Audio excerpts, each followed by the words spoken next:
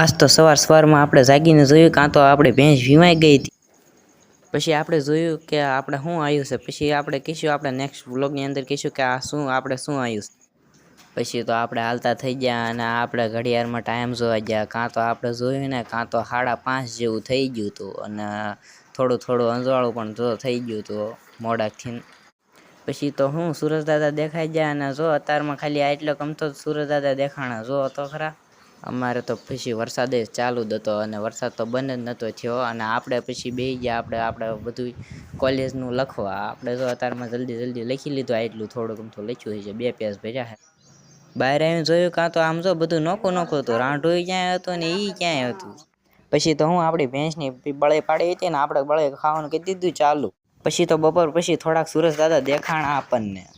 પછી તો હું બપોર પછી પાણીપુરી આવી ગઈ હતી ને આપણે પાણીપુરી કરી દીધી ખાવાની ચાલુ. તો બસ આજનો વ્લોગ કંઈક આવો હતો. મળશું આપણે નવા વ્લોગની અંદર.